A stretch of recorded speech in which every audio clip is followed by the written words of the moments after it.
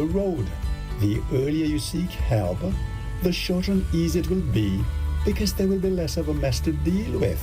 Contrary to popular notion, counseling is not just for crazy people. It's for anyone who can benefit from an outside objective expert perspective to help them enjoy their little lives to the fullest. I am Dr. Phil. And I am Clarissa, sending warm greetings to every listener joining us today, starting right here in St. Lucia, the diaspora, and the globe. It may be good morning, good afternoon, or good evening. And also to those of you listening via Facebook, YouTube, Twitter, and X. We welcome you to the healing process. Remember, this is not just a program, folks. It's a safe space where stories are honored, healing begins, and the hearts learn to trust the process again. So as we continue our journey together, not just through the topic of counseling, but into deeper understanding, clarity, and restoration, counseling is often misunderstood, but at its heart, it's a safe and supportive process that helps us face life's challenges with courage, insight, and the tools to grow. So join us as we explore what counseling really means. Is it just giving advice? Is it just listening? Is it associated with spiritual guidance alone? Let's make sure we're speaking the same language and that we all feel anchored in the same understanding as we move forward together. So whether you're joining us out of curiosity, personal experience, or professional interest, we are indeed grateful that you're here.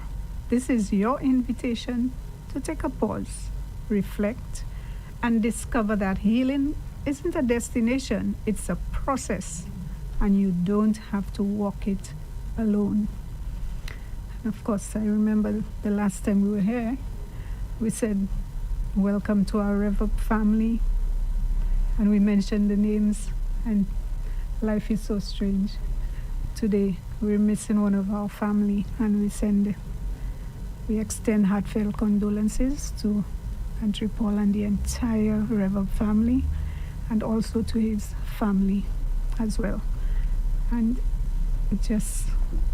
death teaches us so many things. Today we're here, tomorrow we're gone. Yes. So we need to live life to the fullest. Yes. Enjoy each day as it comes. Yes. And don't leave conflict unresolved. Very important. Yes. Well, with this, before we go into the program for today, the continuation of the concepts associated with counseling, let's just give you a little encouragement as the families look forward or get involved in their loss and their bereavement. And we need to learn a few things to help them. I've been listening to the different programs on this radio station, on this media platform, and I have to admit it has a balanced set of programs that you cannot go wrong. And I'm not just saying that because we are paying to make sure that we help you, and we're hoping that others could understand that Andre and the others are going through their loss and bereavement, so please pay your checks on time. They didn't ask me to say that, okay? I took the opportunity because I know we try our best to do that. And if you say you understand what they're going through, they will need our checks. So that's just a little advertisement. Kina didn't hear that. All right. So let us just go back a little, because until the funeral, people will continue to grieve, and it might get worse before it gets better when the funeral time is approaching. So we need to understand how we can further help them. So let's go into something somebody said to me quite some time ago. I was working at the architectural section, and I spend more time with these people than with my own family, working 8 hours a day. And one day, myself and one Abraham Biscom, we were speaking, and we look across the office, And there was a conflict, and we looked at that for a while. I looked at him, he looked at me, and up to now I don't understand what he saw in my countenance, but he said to me, Phil, you just have to understand people. What did Abraham mean by that? And good morning to you, Abraham. I know you listen to this program. People are different in temperament. Mm-hmm. People's attitude towards people, places, and things are different. And rightly so. This makes the world interesting. It makes life interesting. It enhances the dynamics of life. It would be boring, while most of you, or quite a number of you, appreciate me. It would be boring every corner you turn. The character of Phil. I will not fool myself into that. Okay? So he meant that people have different ways of seeing things and dealing with things. Let's try to understand them and not come up to harsh judgment. That's what I left with. So with this, it came to mind. Probably he was saying, Phil, they are sanguines. Talking is the name of the game. Mm-hmm. They like to talk. They like excitement. They like to go out. And they're melancholies. Like me. They're more subdued. They like to appear competent and in control. They are homely people. They don't like to be embarrassed. Don't do that to a melancholy publicly. They don't express grief and loss like you and I, if we are sanguine or choleric. They would keep it inside, much to their hurt. Mm-hmm. And melancholies are more bent to suicidal ideation than the other groups. So let's take a quick look at loss and bereavement and some myths associated with it before we go into our counseling program for today. Okay. So, Claire, help us with this. All survivors, as the going says. Yes, of course. All survivors of disasters suffer loss in one way or the other. That's right. It could be loss of property, your status, your beauty, your health, a community, or even loved ones. Somebody might say beauty, but when a woman loses her beauty by an accident, this is devastating for her. Her beauty means quite a bit for her, so understand that. But after the disaster is over, we have one Edward Myers in his book, When Parents Die, he noted that everyone begins a normal recovery process called grief and mourning. Mm-hmm. And how one reacts to this process is first how prepared they were for the change, and secondly, the magnitude of the change. And that would be combined with the social dimension of loss, by which I mean the aspect of human life that embraces various aspects such as relationships, communication, culture, and society. Now, I just said that how prepared we are for the change. Yes. Can we ever be prepared? That would depend. Well, bereavement, however, is the reaction to the loss of close relationships, a process that involves a variety of emotional expressions, and we call that grief. So when somebody is grieving, all the expressions come out. Yes, and the Might social... be anger. Yes, the social expression now where we see people in dark clothing, black clothes and stuff, this is referred to as mourning, the physical aspect of it. Yes, so the grief process, it does not happen all at once. And as you rightly said, everyone grieves differently. It occurs over a period of time, often longer than the individual may find comfortable. Yes. So, however, if the process, though painful as it is in many ways, is allowed to proceed along its own internal logic, if we allow it to take its course, to run its course, then it almost always resolves successfully. But it would depend on the individual. That's right. The way I would deal with my grief is not the same way, even in a family. Yes. The way Andre would deal with his grief is different to the way somebody else from the family would deal with the grief. Yes.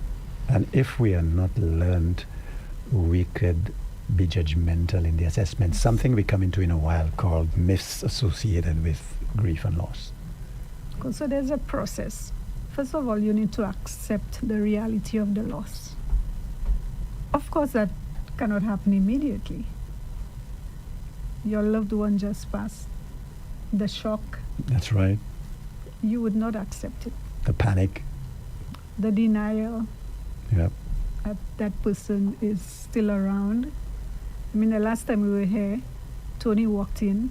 Yes. He took a photo of us. He Yes. said to put on Facebook. Yes. After we were through the program, he walked us out. We had a To the nice door. chat. He stayed there, so he didn't want to leave us. Said he would listen to the unprecedented Jesus on Sunday. Yes. I'll never forget and I was that. telling him how thankful we were to have Kina with us on the program. Yes. These are things I was saying to him, and he said she knows her stuff. Yes. Yes, so And how wonderful it is, his own dynamics, his own uniqueness. Now, don't even mess around with perfection.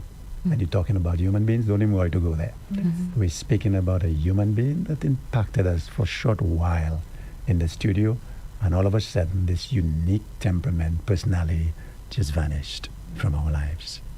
Yeah. So what is that saying to you? Don't take people for granted. Appreciate as much as you can from them.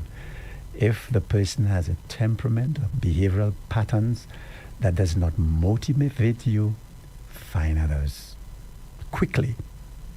So there's a process, and the recommendation is that we complete the grief process. Yes. There's no set period of time, right? I may do it in a year. The other person may do it in 2 years. The period of time professionals would be watching is if during that period there's evidence of post-traumatic stress disorder, if it's over 6 months and the individual is manifesting, dreaming about it, waking up in the night, depressed, clinical depression, depression that is hampering the basic everyday life, then we need to move in, because if post-traumatic stress disorder sets in, that could be a clinical problem. So we said accept the reality of the loss, Yes, freeing self from the deceased. yes. We didn't say forgetting the deceased. Nope. It's different. Then you experience the pain of grief and adjusting to life without the deceased. And that's a hard one. Forging new relationships and attachments. Because, for example, if your spouse passes, you may have the tendency to want to stay alone, stay by yourself, and not interact with persons. But as time goes by, with the grieving process, you would forge new relationships and attachments. It would be more difficult for the melancholy. Mhm. Yes.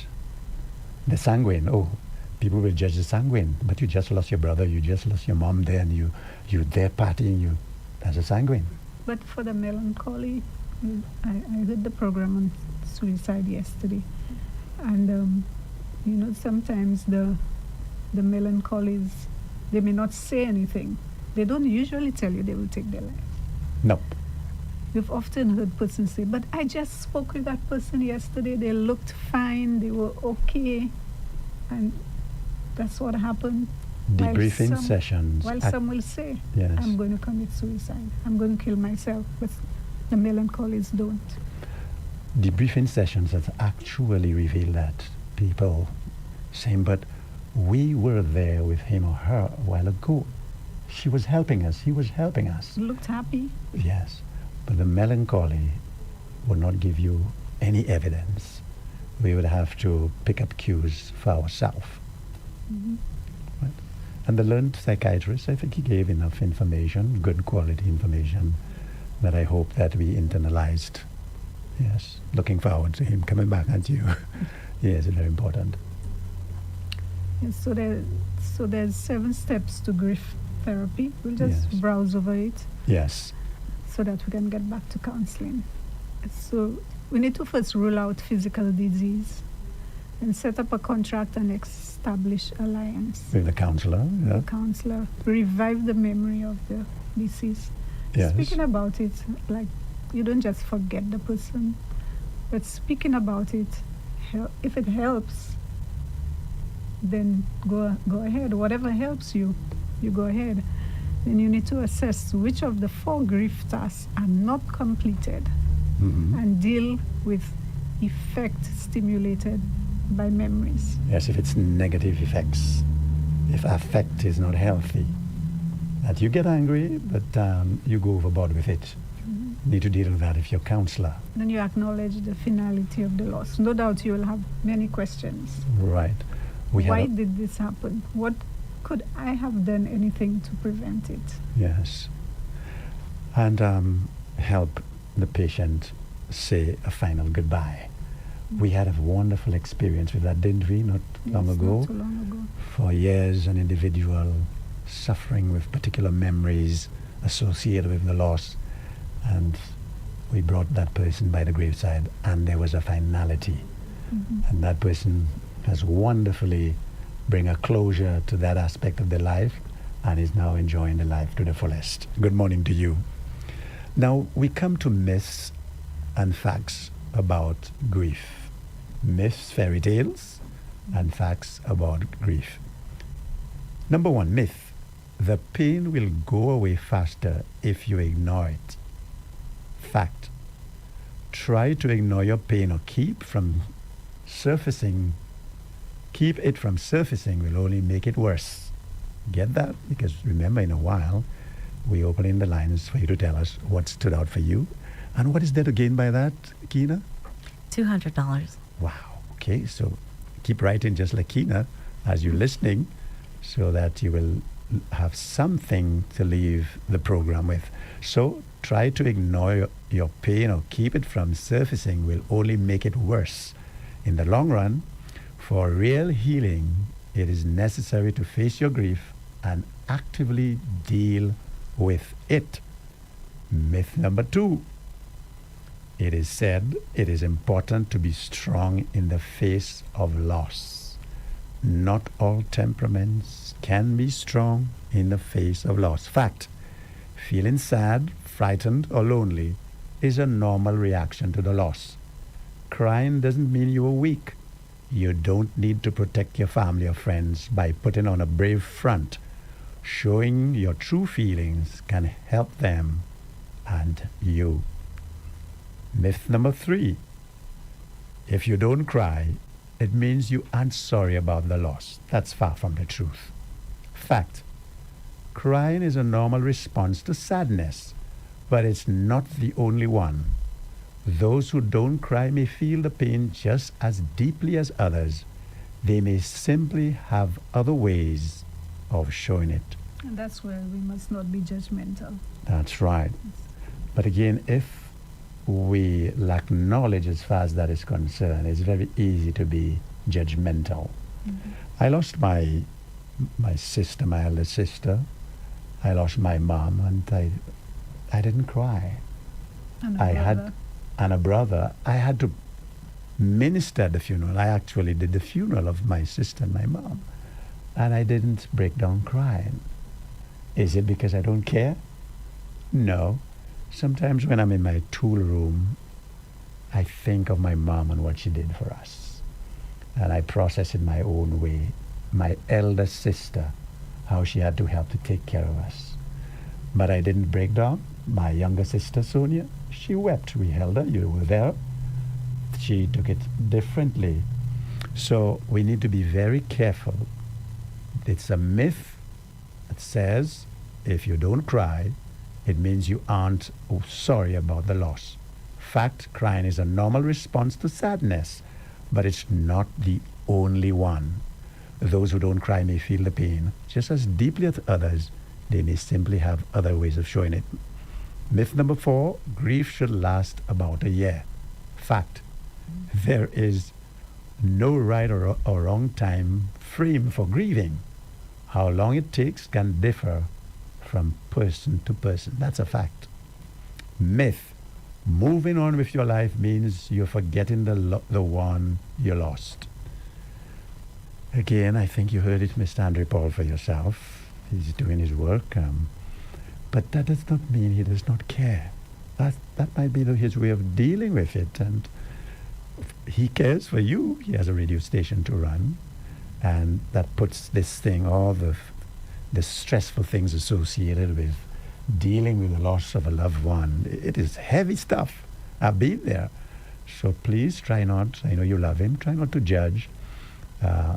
There's that myth, moving on with your life means you forgetting the loved one you lost. And the fact moving on means you accepted your loved one's death, that is not the same as forgetting. You can create a new life and still keep your loved one's memory a part of you, as long as it does not lead to debilitating responses. You cannot go on with your work and your life, you're drinking, you're smoking, you're always in a corner, you're not going to work. That is not healthy. Myth. Friends can help by not bringing up the subject. Oh. Myth. Friends can help by not bringing up the subject. Fact. People who are grieving usually want and need to talk about their loss. Bringing out the subject can make it easier to talk about it.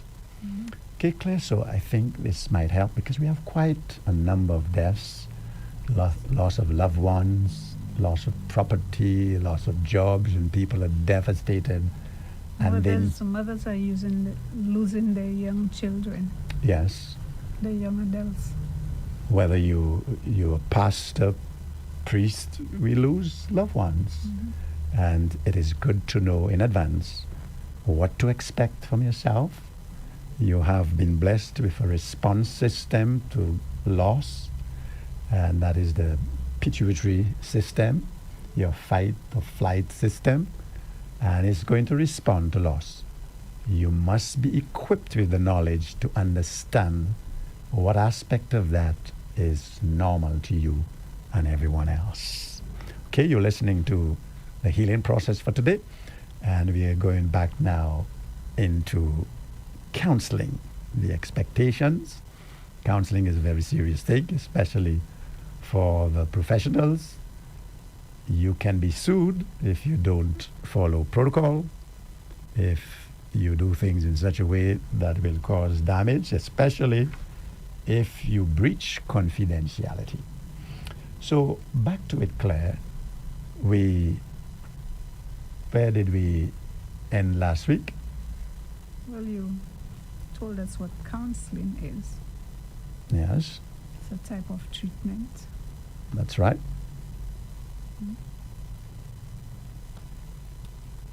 It's usually referred to as talk therapy. Once you have this little niche, you can now discuss counseling for hours. Counseling is a type of treatment usually referred to as talk therapy. And you must have a goal in mind. Yes. And that goal is the resolution of the disturbing issue. So here we go. We will move from that because we have dealt with that. You now would want to know that you secure to yourself a counselor that would meet your counseling needs. And we have a saying, when you're looking for a counselor, take on the same attitude as when you ladies going to shop for shoes.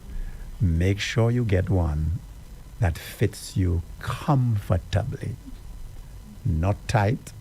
You feel your feet are aching so much, you must get rid of it. It must fit you comfortably. So you get on the phone, you make some inquiries. Okay, I heard about Dr. Phil or others. There are several on the island. And what you think about this one? Have you been to that person? Get information from your pastor, from your friends. Do you know that individual? Call the individual on the phone. Ask them about their qualification, their experience, anything that would make you comfortable as possible when you visit that person to see about a very important aspect of your life. It could be a problem, a predicament, a crisis, or crises. And these days we have special deaths when we're speaking about death by suicide. suicidal ideation, people take their lives, multiple deaths. These are special deaths, difficult to handle. The loss of an entire family, multiple deaths, several children at a time. These are very, very, very difficult to navigate. So you would need to get debriefing, not counseling, from somebody who is experienced, somebody who's learned in that area to get you going again. But So there's also the possibility that you may think you have the right counselor, yes, and when you start the process, the therapy with the counselor, you realize this is not the counselor for me. It's just like you were speaking about shoes. yes, Sometimes at the shoe shop or at the store, you put that shoe on and you walk with it, and it feels okay. I've had that experience. But when I got home and I put that shoe on to actually go out with it, I realized, oh my goodness, this is hurting my foot. So it's the same way when it comes to counseling. You may think that this is the right counselor, but as the Yes. process continues, yes, you realize this will not work. right, But there's hope. You don't have to continue. yes. You can amicably release yourself from the therapy. Well, it lends itself to that in the intake session. There, your rights to confidentiality would be shared, and you will have an opportunity to interact with the counselor. And from there, for example, there's an aspect of it which informs you that if perhaps you, during discourse, during exchange, I, the counselor, learned that you're planning to take your life, I have the right to inform your families, the authorities. I have the right to refer you. Now, if you are planning to take somebody's life, I have the right as somebody in the helping community, counselor, to protect life. I have the right to call the authorities, to inform the authorities. Wouldn't you like that if somebody let me know that they plan to take your life? Oh, yes. Now, if you know in your mind at this stage that you're planning to take somebody's life, it will be time for you to exit. They may not want to let you know what's on their mind. Right. So it is important that you allow the person to understand their rights to confidentiality and the limits thereof, so that from this session they can decide for themselves, I am not going to get back to that counselor because I know if I share this with him, he's under legal obligation to take it to the authorities. However, there is another aspect to that. If perhaps somebody know that I am an ordained minister of the gospel, a priest, a licensed counselor, and they share that they have committed a crime in the past, it's on their conscience, and they came to me knowing that I'm a priest, a pastor, a licensed professional in that area, I am under no obligation to take it to the authorities. I hope you understand the difference, Keena? Yeah, Right. Very They're much. coming to confess. because they're coming to confess at that time. Yes. So there, and from there, you share that if you're abusing a minor, if you share with me that you're abusing a minor, an elderly, I am under no obligation to keep it in confidence. If you are sleeping around with a minor, I am under no obligation to keep it in confidence. So as you can perceive by now, that going to a professional counselor is not like going to your friend or going to even your pastor. Quite different. It's quite different. Okay, you are protected by law, and the counselor must share with you your rights, your legal rights to confidentiality, and that's very, very important. So I've heard persons say, I went to this counselor and the counselor spoke about my problems to somebody else. What do you say to that person? the counselor shared your problems with somebody else, that person would be actually putting their profession at stake. If the person is a licensed professional like myself with an institution, who would make sure they had to check my police record. before they gave me a licensure. They would do the works on you. So if you don't understand the importance of confidentiality, you could get yourself sued. So if probably they meant that they went to somebody, a friend of theirs. Most likely. But you wouldn't find that. If you hear me speaking about somebody, the person is in the studio with me, the person they publicized their business, and several have been with me. They wanted to share how they were able to move on. And but I would not dare, not even come close, if somebody came to me to share their confidential matters on air or with somebody else. So the question is, how does counseling work? So a counselor listens, yes, guides, supports without telling people what to do. I remember a friend of mine, she came to see us. She was experiencing some difficulties. And when the question was asked, what are your expectations of me? Her response was, I need you to tell me what to do. So that's not the way. It doesn't work like that. I remember this response was, isn't that why you're here in the first place? Because you were dependent on people telling you what to do all your life? You never learned to take responsibility? So it's about exploring emotions. You need to be in a setting where you can explore your emotions can be explored with the guidance of the counselor. And again, that would depend on the reason for them coming to see. The next, after the rights to confidentiality is explained, then if you have a question about the counselor's qualifications, experience, you ask. But after this, in one sentence, tell me what brought you here. The counselor will not assume you came to see him because you have sexual dysfunction issues, or you have family problems, or you have marital problems, or relationship problems. The counselor will ask you, what brought you to see me? I was just thinking about a doctor. Someone said to me, this doctor, once you would go to him, that's a long time ago. As soon as you walk in, he would start writing a prescription. I'm like, okay. So a counselor would not do that. You cannot just assume what the person is coming to see. Just assume the person is having problems with their wife or their husband, right? We need an umbrella to guide us. What is the umbrella we are going to remain underneath, that we're going to remain underneath as we proceed? I came to see you because I have parent-child issues. That's the umbrella. And then we're going to explore that. And of course, there's what we call coping strategies. For example, if there is if somebody comes to you and said, I have relationship issues, and the person is there alone, the other party is not there. So what can you do? You can ask the person, what is your goal for the relationship? My goal is to rehabilitate the relationship. But what is the fact? The fact is the other party is not there. So you don't know if your goal is realistic. So in a case like that, you would guide the person as to what we call coping strategies. Yes.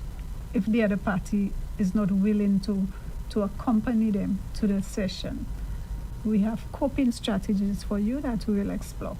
And you'll be surprised. Quite often, the person who comes along, when they start to develop healthy coping strategies, the other individual take note, hey, there's something different here. Yes. And soon they follow them. Most likely, with my experience, they would follow them. So you don't have to worry. If somebody's in the family is difficult to deal with, causing problems for the family, breaking hearts in the family, and that individual sometimes quite naturally would not want to seek help until probably a wife decides, look, I've had enough and I'm going to hightail it. And the way you respond is what's important. Yes. You the one that's seeking help, seeking therapy, seeking assistance. the way you respond to the person. Yes. That's We what's need gonna help make in the family. difference. Yes. Yes. Your behavior is really affecting me. It's affecting the children. I can't send the children to school on time because you don't participate in their needs. We need help to deal with that. I am suggesting that we seek guidance from so and so, so and so and so and so. If the person says no and they refuse, then you said, well, you can say to them, I am going to seek help for the family. And you do that, you stand a better chance of getting them to join you Yes. than quarreling and fussing and blaming. That usually doesn't get you to your goal.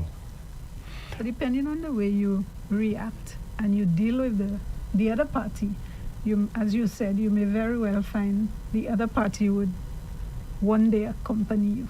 Yes, and we have witnessed that. Yes. Okay, folks, I think it's time now. We don't want to give you too much information that you would not even remember 10th. So it's time now, Kira. Yes, it is. I'm going to open up the lines. The numbers to call 572-9710. That's the studio line, 572-9710. WhatsApp 2870971. Tell us what stood out for you this morning. Something that either Dr. Phil said, whether it could be about grief or counseling, that really stood out for you. And we have a price tag. That's right. So your name will go into that box. Last week we had 4 callers and hoping to get 5 callers, the first 5 callers into the program that says what really stood out for them by what. Something Dr. Phil may have said or Clarissa may have said. Your name will go into that box. The first 5. First 5. So it doesn't mean that we are limiting the callers. No, Right, you the can call. first We can 5. get 20, You could but the call first 5. limits, yes. Make sure that your name will be in that box, and at the end of the month, Keena will be doing the draw, and somebody out there will come here for a check at Rev-Up St. Lucia and leave here with $200 to go and spend it the way, well, not to get drunk with it, please.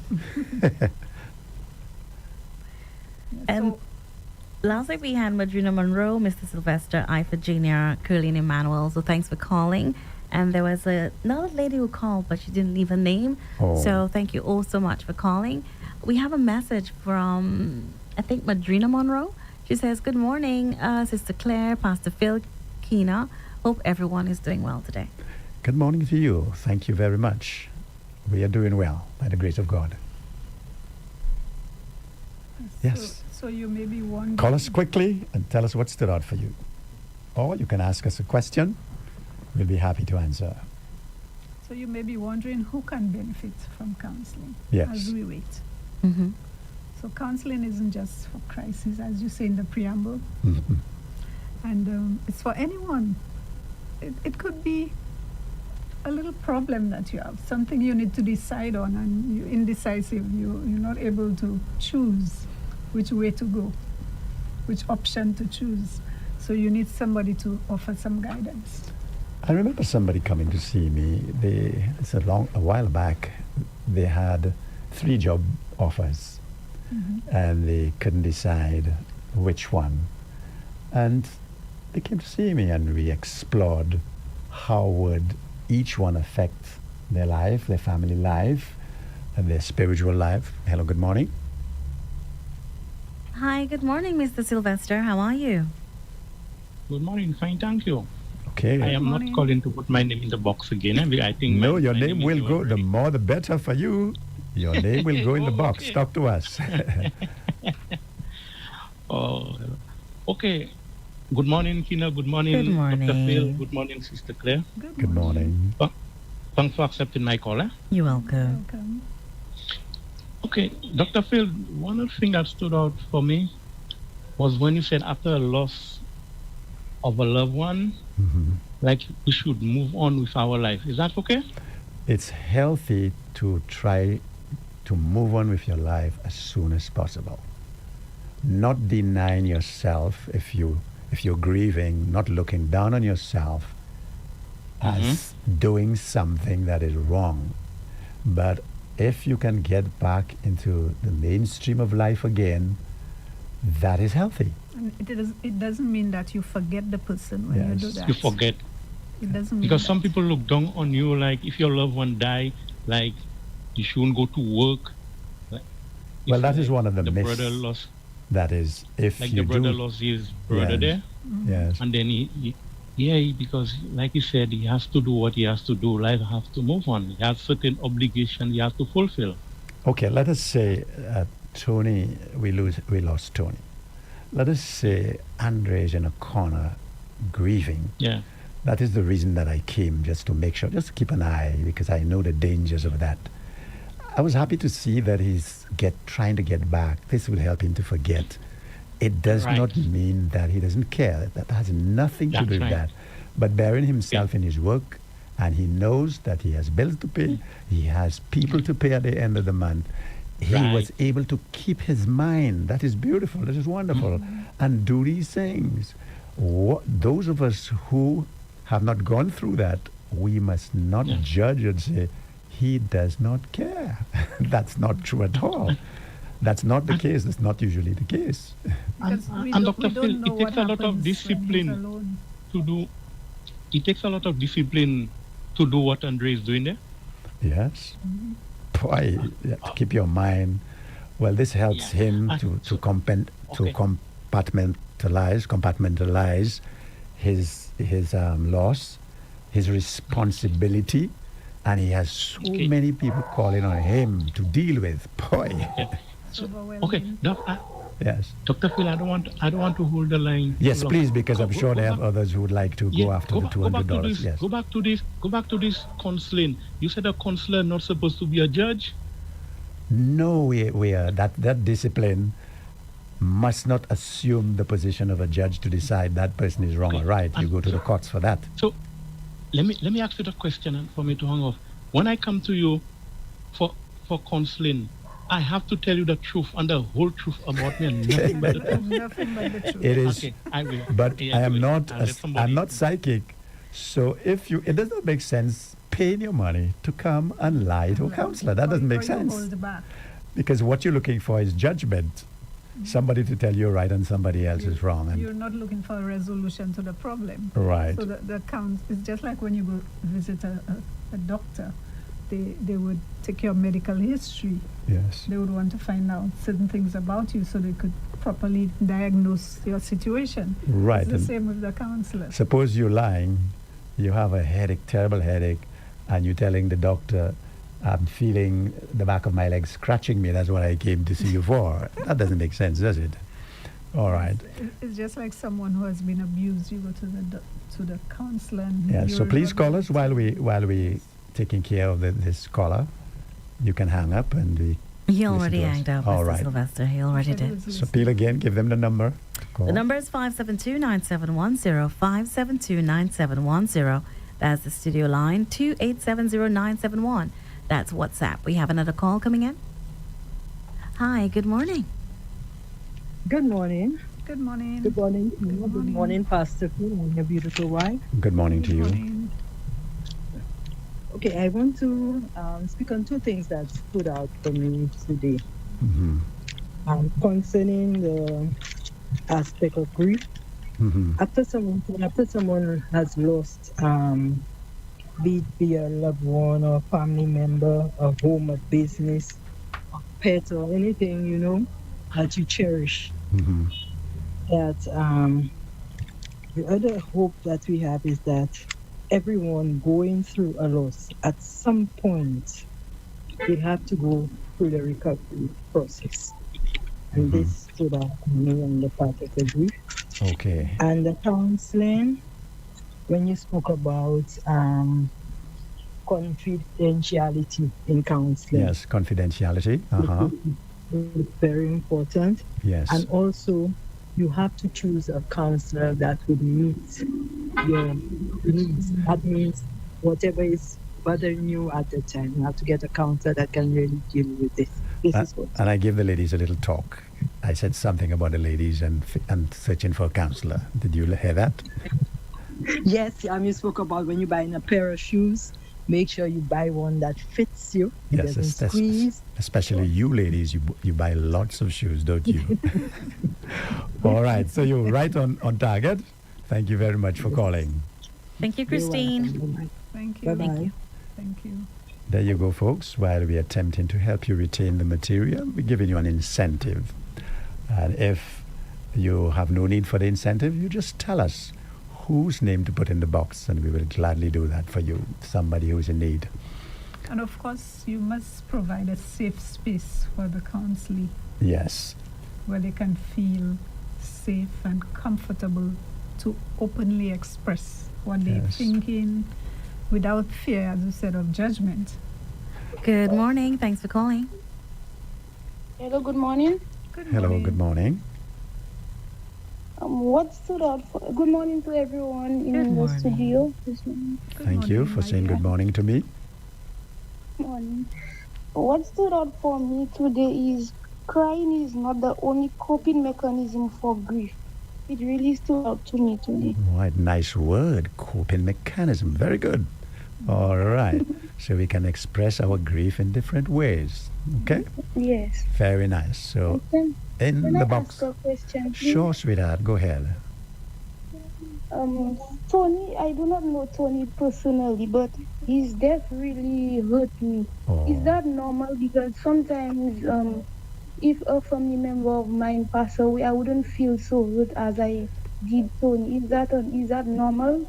That's listen normal on- because you might not have known Tony personally, but his voice, his His personality, his radio personality, it's really a fantastic one, and it was soothing, very charismatic.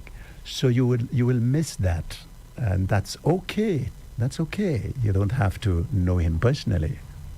All right. Okay, thank you. Thanks for calling.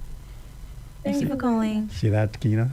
Yeah. So Who would have you, thought? we didn't know you, but there was a time I was driving to the mall and I said, but this voice, she sounds like a lady on 95 point something. And the lady likes to laugh. I just like to hear that. And then I heard you and we were speaking about you. Now, suppose we never met with you personally. Right. In the long run, if we hear something happen to, boy, that lady, I enjoyed her Yes. on a Rev-Up 95.9. I really miss her. So this is what she's saying. She's pretty much saying yes. Yeah. Yeah. But the fact that you're hearing the person's voice, maybe almost every day, Mhm. Yes. it's like you know the person. Yeah, they Not become part of personally, you. but you're looking forward to hearing Not just hearing the voice. voice, but if the voice is soothing, Yes. it encourages you listening to it. It attracts you. It makes a big difference. And a situation also, if a mother loses a child, you as a parent, it will touch you as well. Even if you've never met that mother or the child, Yes. because you are a parent yourself, let's assume your child died in a tragic way, it would affect you as a parent. Folks, don't forget, the first 5 callers, your name would go Good one. into that box. And the time is running out. So please call us and tell us what stood out for you. Ask us a question. Once you call, your name would go into that box. Okay, so how does counseling work? A counselor listens, guides, and supports without telling people what to do. It's about exploring your emotions, gaining insight, and developing coping strategies.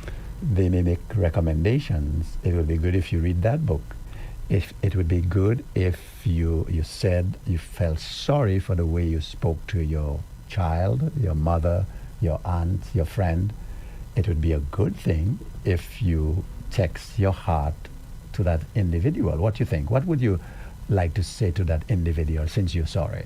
They would share with the counselor. Then the counselor would give them homework to write a note, a letter, bring it for me to see so that we can have a look at it together and decide if it is saying what you really want to say to the individual.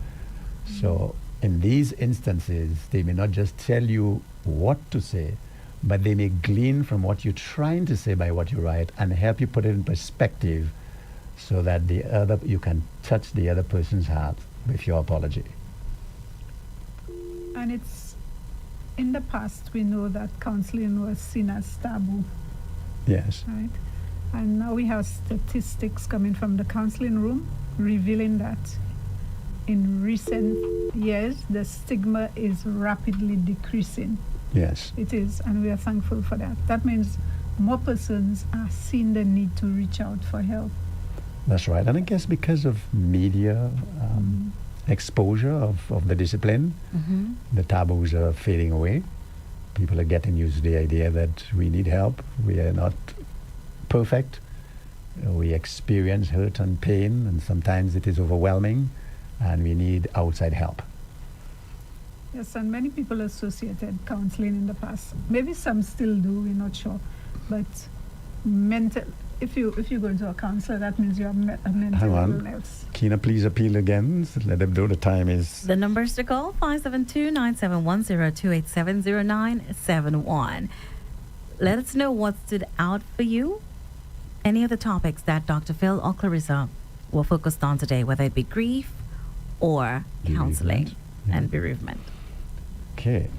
And of course, your name will be going into that box, and at the end of the month, there will be a dip by Kina, and the name that would come up, a check of $200. That's an incentive to keep you listening and processing the information and staying with it as long as possible.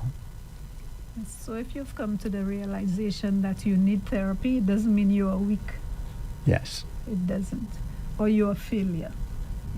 It means that you've accepted yourself as who you are and what you're going through, and you do not want to remain in that position. We have a life, and it is so transient. We need to enjoy our life to the fullest. You need to enjoy the mornings and the evenings and the afternoons. You need to override the challenges to continue enjoying your food, your mangoes, your apples, your breadfruit, whatever it is that you enjoy. Most times I hear Kina and the group speaking about their food and the enjoyment.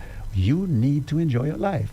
So when you have a challenge, the faster you can get over it to continue life, the better for you. That's the only life you will have on planet Earth. Once. Because we Okay. know stress is a silent killer. That's right. It Dr. is. Phil, Claire, do we ever truly get over grief, or is it more about learning to carry it differently? It all depends on the individual. Eventually, life is going to unfold or evolve in such a way that the grief or whatever caused the grief will have less and less impact on you, for sure. There may be other issues coming up in your life that will take over and have you to forget that for the time being. It will come back, but it will have less and less impact on you. And the temperament of the different individuals would determine the time period as far as that. And it That's a good doesn't mean you question. forget the person. No. Because certain things might happen. You may hear something, like you hear a song that, oh, this was Tony's favorite song. And right away you get that feeling. A little sadness will come over you at the time, but then it will soon pass. You might hear somebody say something, you might see a movie, you might hear the pastor or the preacher say something, the priest say something, and you might just remember that Yes. person.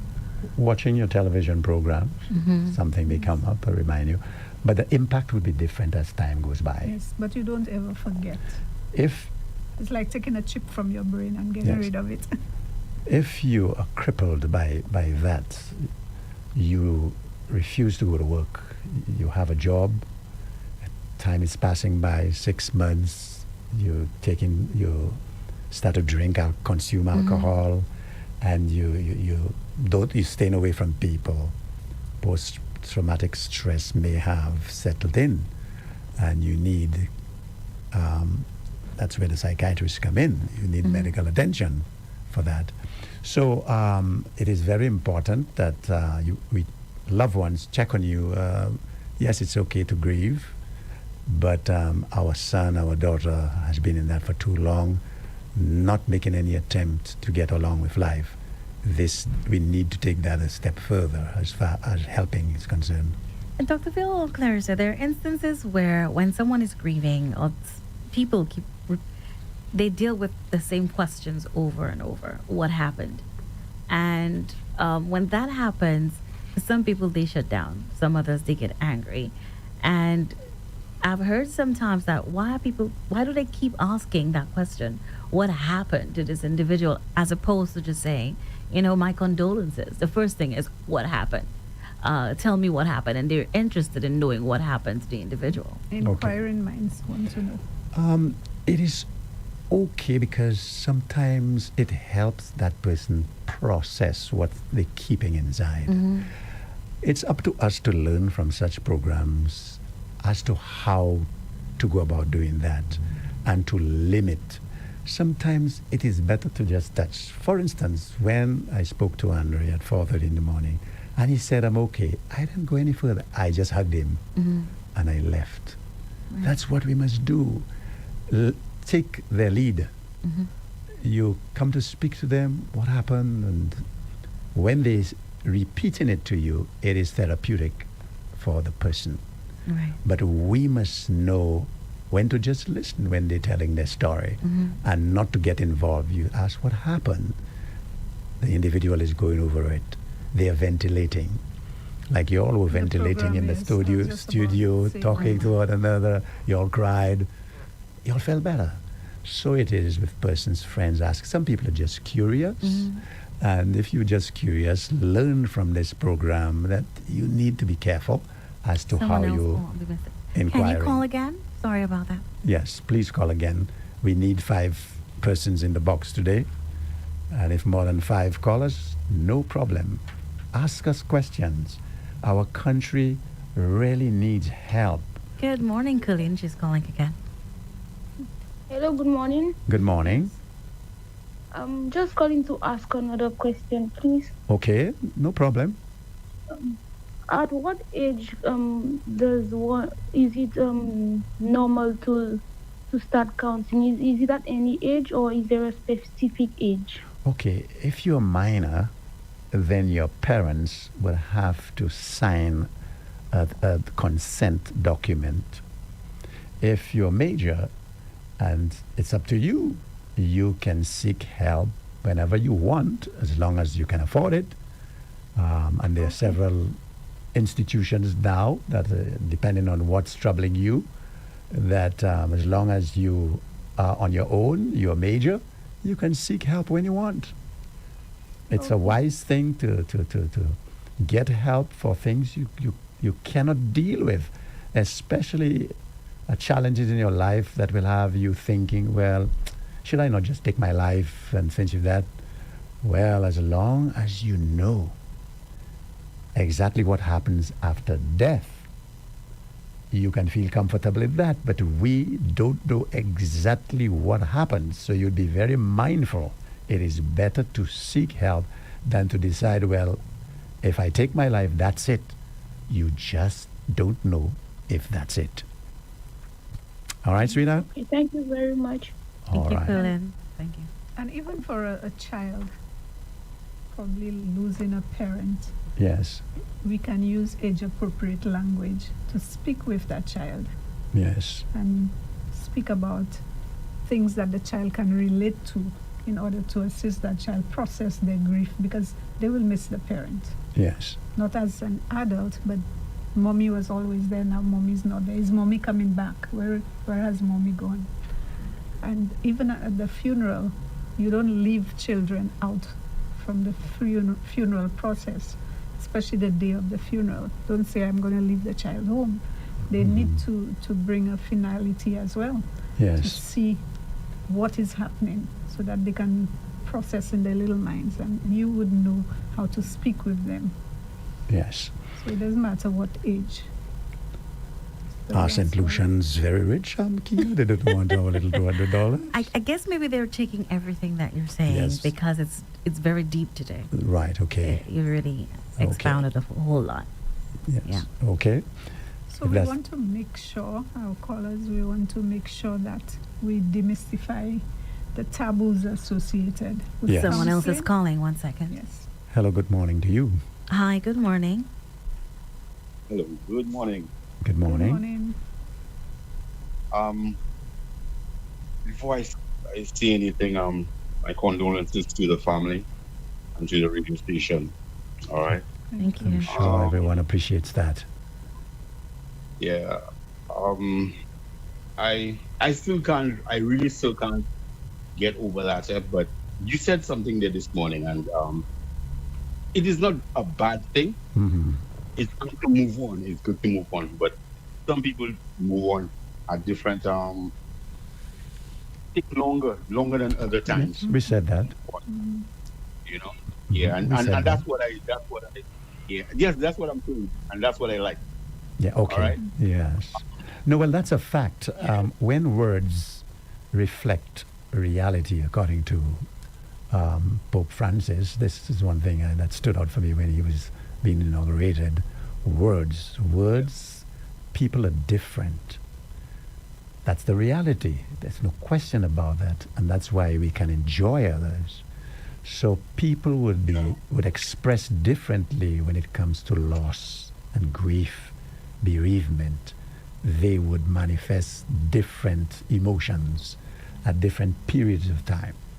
So we are happy that this stood out for you and that you can keep that in mind so that you can put your arms around a friend and say, hey, be a little mindful if your loved one is taking a little more time to get over the loss.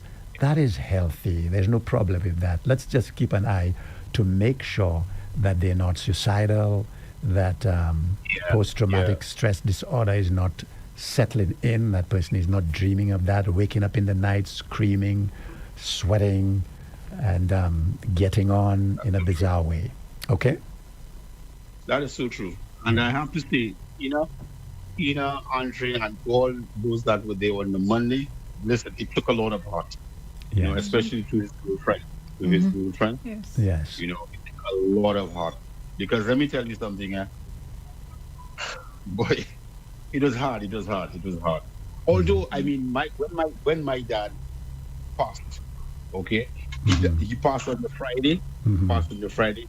Like Andre, he had we have business also, and I was saying, something, I'm not going to open up on the Monday. Let's take a little time.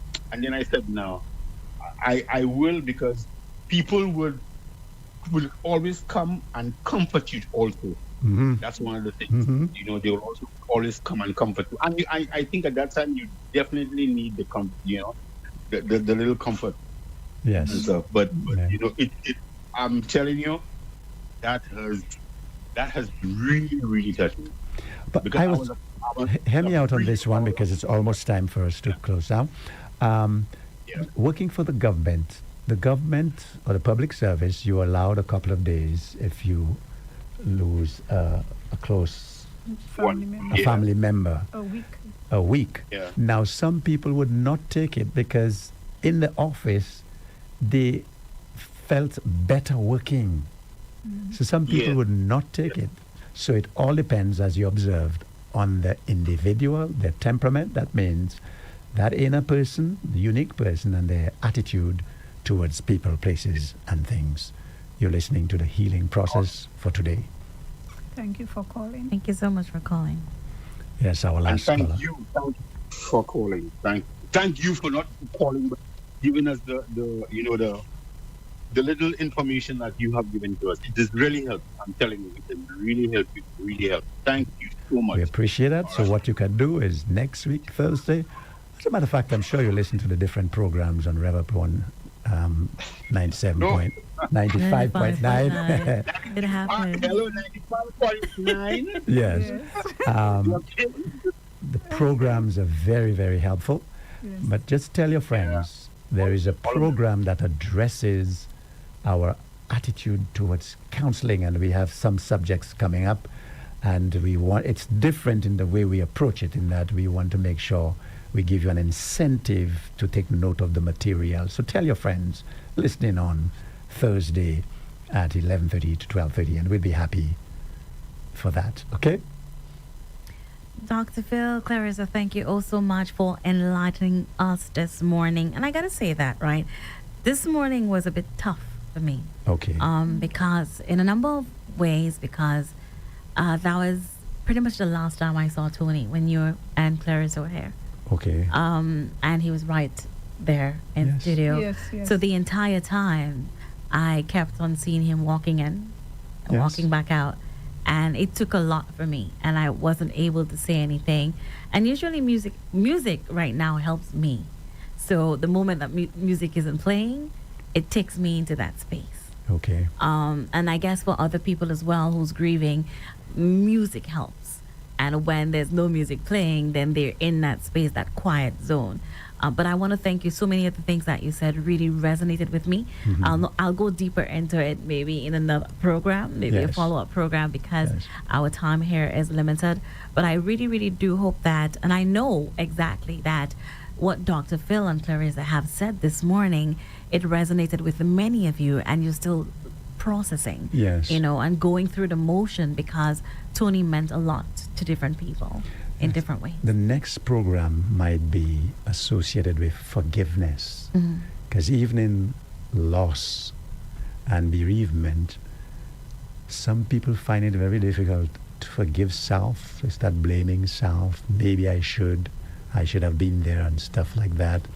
And in relationships, this one-up forgiveness, we need to address that because by listening, I still find we miss the whole point of forgiveness. And sometimes we take one-up forgiveness, false forgiveness, for the real thing, much to our hurt.